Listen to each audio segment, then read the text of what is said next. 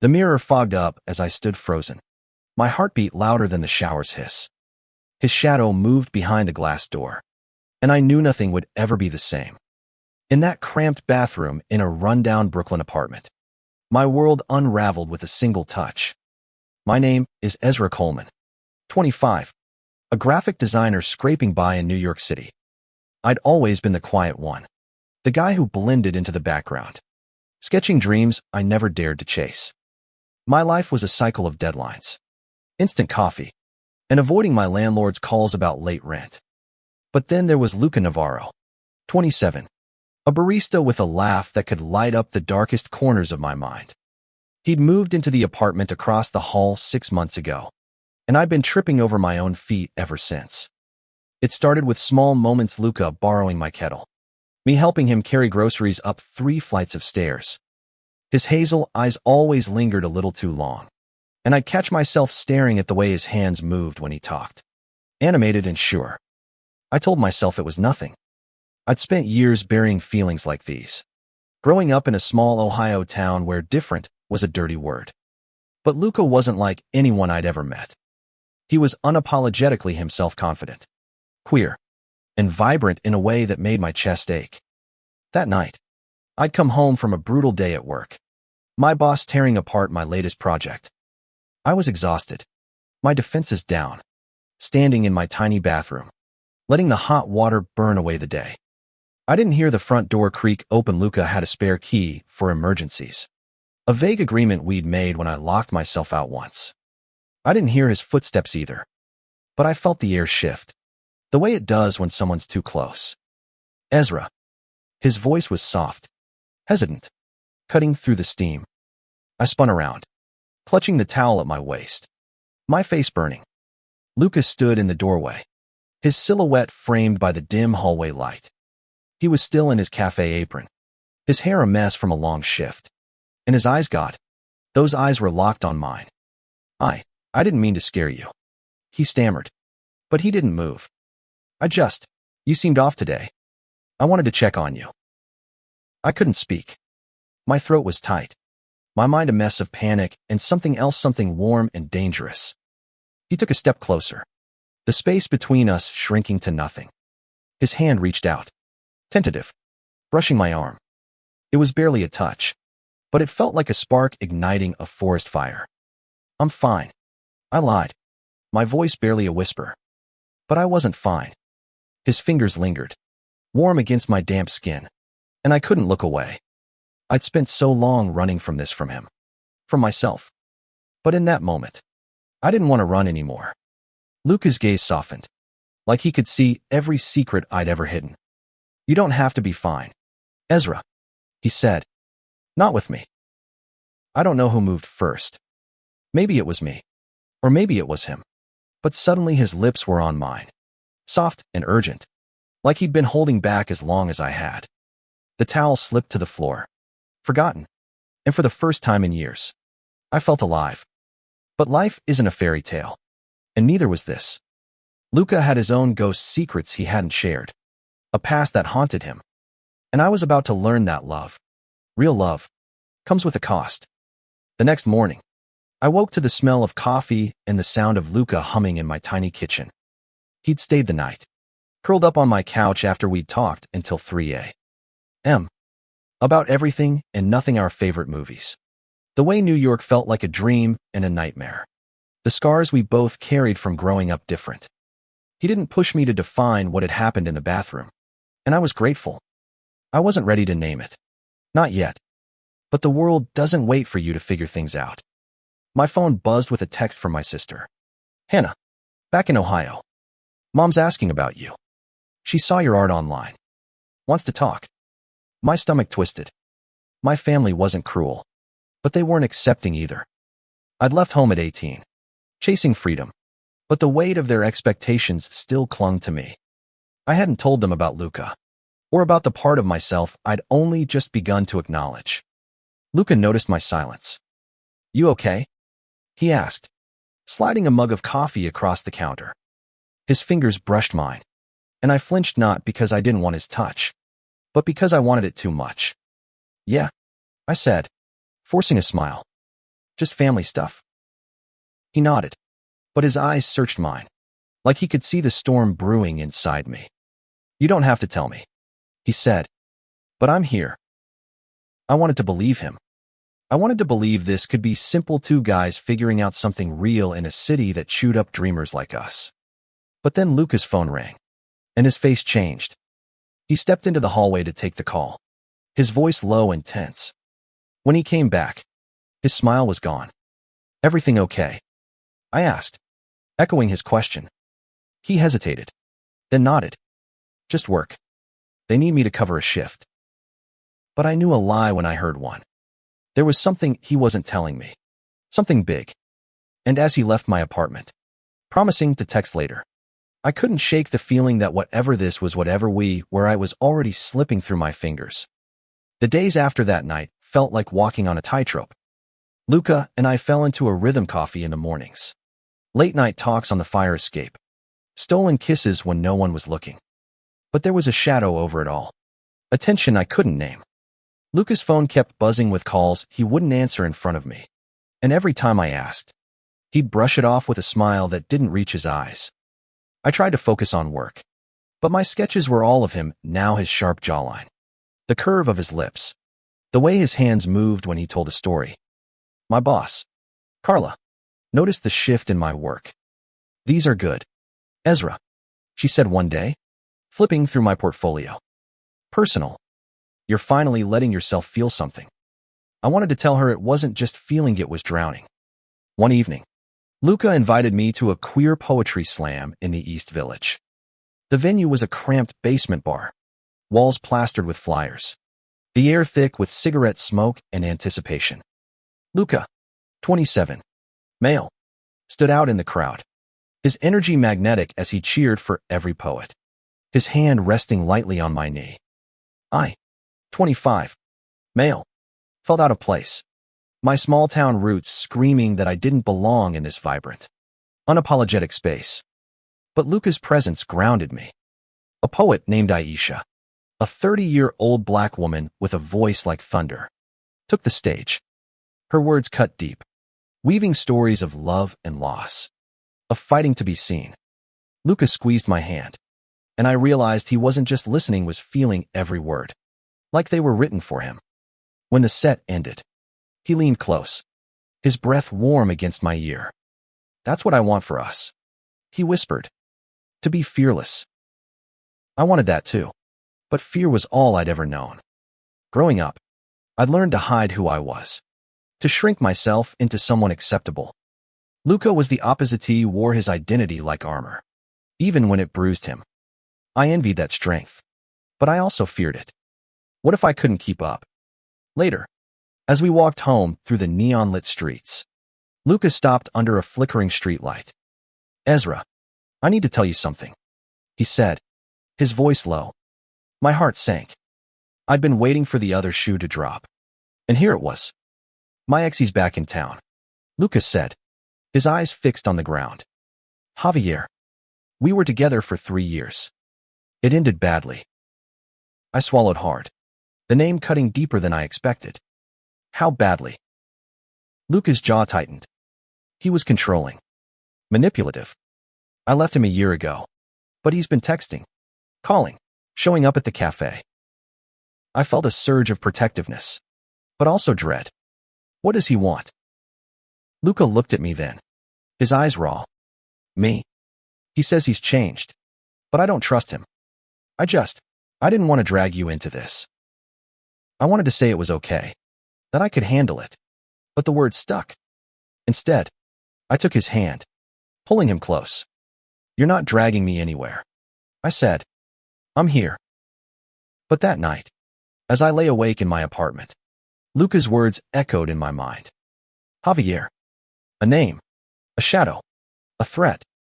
I didn't know what he looked like, but I could feel his presence, like a storm on the horizon. The next week was a blur of tension. Luca was jumpy, his usual warmth dimmed. I caught him checking his phone obsessively, his fingers hovering over messages he wouldn't let me see. I tried to be patient, to give him space, but the silence between us grew heavier.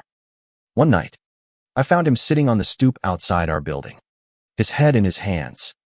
The air was crisp, the city alive with the hum of distant traffic. I sat beside him, our shoulders brushing. "Talk to me," I said softly. He didn't look at me. "Javier came to the cafe today," he said. He just stood there, watching me. Didn't say a word. My stomach churned. "Did you call the police?" Luca laughed. A bitter sound. "For what? He didn't do anything. He's too smart for that."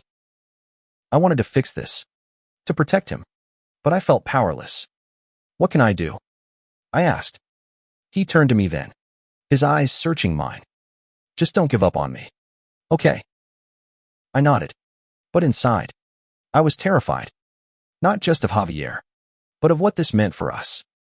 Luca was fighting a battle I couldn't fully understand.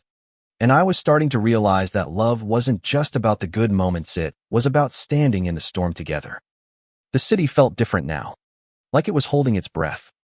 Luca and I tried to hold on to the spark we'd found, but Javier's shadow loomed larger every day. I'd catch Luca glancing over his shoulder when we walked together, his laughter quieter, his touch less certain. I wanted to be his anchor, but I was barely keeping myself afloat. One afternoon, I was sketching in a cafe in Williamsburg when my phone lit up with a call from Hannah. "Ezra, you need to come home," she said, her voice tight. "Mom's sick. It's serious." The words hit like a punch. I hadn't been back to Ohio in years. Hadn't faced my parents since I left under the weight of their unspoken disappointment. But this wasn't about Might, it was about Mom. I booked a bus ticket for the next day, my hands shaking as I packed a bag.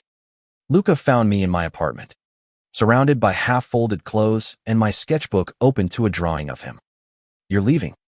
he asked, his voice small. "Just for a few days," I said. "My mom, she's not doing well." He nodded, but his eyes were distant. "You'll come back, right?" The question caught me off guard. "Of course," I said, stepping closer. "Luca, this doesn't change anything." But it did. I could feel a distance growing between us. Not because of Ohio or my mom, but because of the secrets we were both carrying. I hadn't told him about the panic that gripped me every time I thought about my family finding out who I really was. And he hadn't told me the full truth about Javier. The bus ride to Ohio was a blur of gray highways and restless thoughts. When I arrived, Hannah met me at the station, her face lined with worry. "She's in the hospital," she said. "It's her heart." Seeing Mom in that sterile hospital bed, tubes snaking around her, broke something in me. She was frail, but her eyes were sharp, searching mine. "Ezra," she said, her voice weak. "Why didn't you tell us?" I froze, thinking she meant Luca, but she was talking about my art, my life in New York. "I didn't think you'd care," I admitted. She reached for my hand, her grip surprisingly strong. "You're my son. I always care." Those words stayed with me, stirring something I'd buried long ago. Maybe my family wasn't perfect, but they were still mine. I spent 3 days in Ohio, helping Hannah, talking to Mom, avoiding Dad's questions about my plans.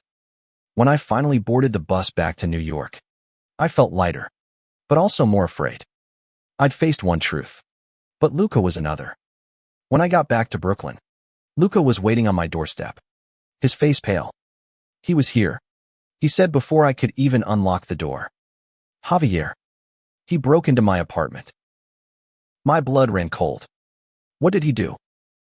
"Nothing," Luca said, his voice shaking. "He just left a note.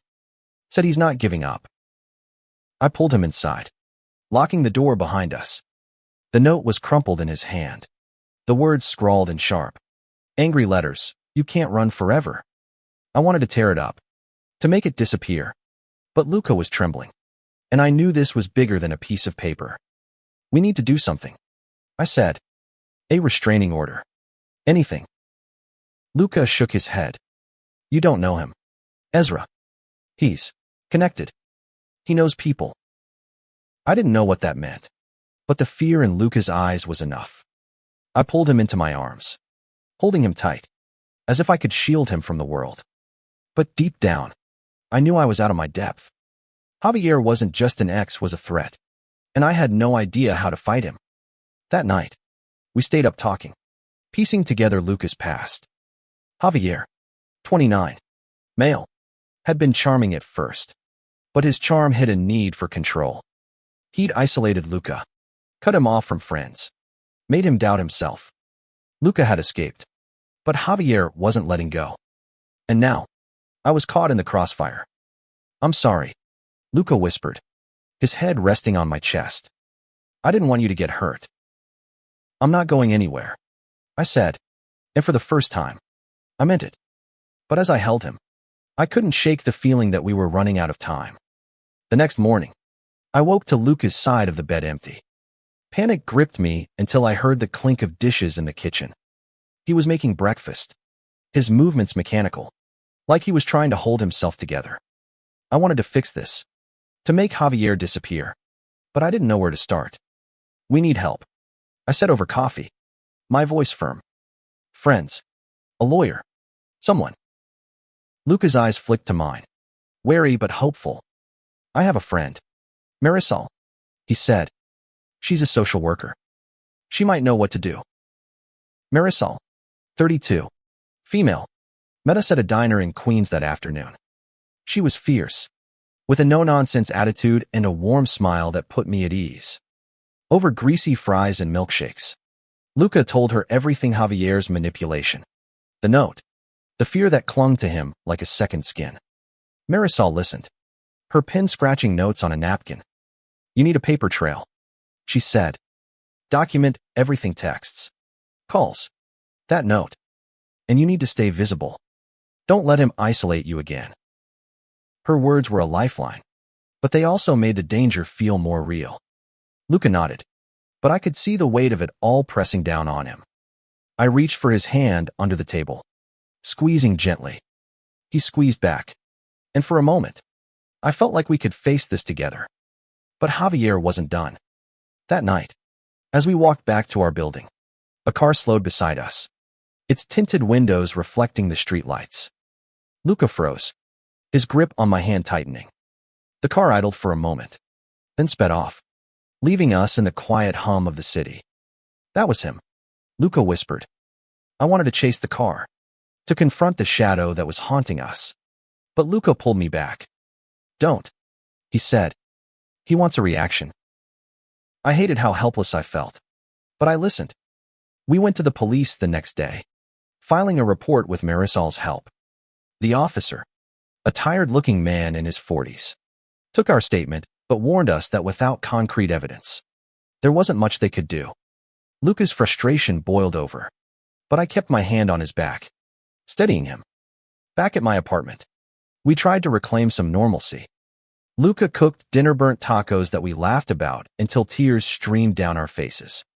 For a moment, it was just us. No Javier, no fear. But as we cleaned up, Luca's phone buzzed again. Another message: "You're making a mistake."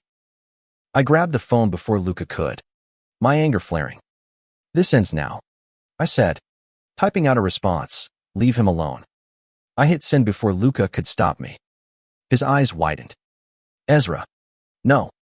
You don't know what he's capable of." But I was done being afraid.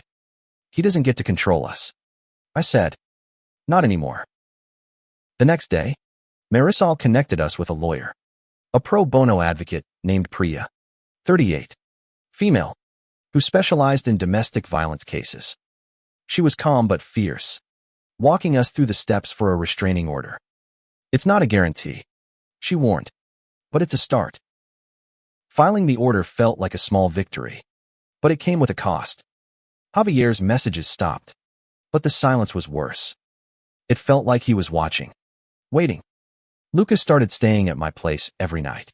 His apartment too exposed, too vulnerable. We were closer than ever, but the fear was a constant third wheel. One night, as we lay in bed, Luca traced circles on my chest. "I don't deserve you," he said softly. I tilted his chin up, meeting his eyes. "Don't say that. You're worth fighting for." He kissed me then, slow and deep, And for the first time in weeks, I felt hope. But hope is a fragile thing. And Javier was about to remind us of that. The restraining order was granted. But it didn't stop Javier. He was too careful, too cunning. Late one night, I found a photo slipped under my door, a grainy shot of Luca and me walking together, taken from a distance. My heart pounded as I showed it to Luca, who went pale but didn't say a word. We reported it to the police. But the photo was untraceable, just like Javier. Marisol insisted we stay proactive. She set up a safety plan, emergency contacts, a new lock on my door, a neighbor, Mr. Chun, 65, male, who promised to keep an eye out. But the fear was eating away at us. Luca stopped going to the cafe, taking a leave of absence, and I could see him shrinking. The vibrant man I'd fallen for fading under the weight of Javier's obsession. I couldn't let this destroy him. One evening, I convinced Luca to come with me to a community center in Harlem, where Marisol ran a support group for queer survivors of abuse. The room was filled with people of all ages, genders, and backgrounds, each with their own scars, their own stories. Luca was quiet at first, but as a trans woman named Riley, 28, shared her story of reclaiming her life, something in Luca shifted. He spoke up, his voice trembling but strong, telling the group about Javier, about us. The room listened, nodded, held space for him. For the first time, I saw Luca believe he wasn't alone. That night, back at my apartment, Luca looked at me with a fire in his eyes I hadn't seen in weeks. "I'm done running," he said. "I want my life back." I nodded, my heart swelling. "Then we fight. Together." The turning point came unexpectedly. Priya called us with news. Javier had been caught on a security camera near Luca's old apartment, violating the restraining order. The police arrested him that night, and though he was released on bail, the evidence was enough to push the case forward. Luca and I sat in the courtroom a week later, holding hands as Javier faced charges. He didn't look at us, his charm replaced by a cold, empty stare. It wasn't over, but it was a start. The weeks that followed were a slow unraveling of fear. Luca went back to work, his laugh returning, louder each day. I started sketching again, my art bolder, more honest. I even sent a piece to my mom, who called to say she'd framed it in her living room. It wasn't acceptance, not fully, but it was something. One evening, Luca and I walked through the same park where we'd first admitted our feelings. The air was crisp, the city alive around us. He stopped by a bench, pulling me down beside him. "I was scared," he said, his voice steady. "Not just of Javier, but of this of us. I didn't think I could have something this good." I took his hand, my thumb tracing his knuckles. "You have it, and so do I." He smiled, leaning in to kiss me, and for the first time, I felt the weight of our pasts lift. Just a little. We weren't perfect, and the world wasn't either. But in that moment, we were enough.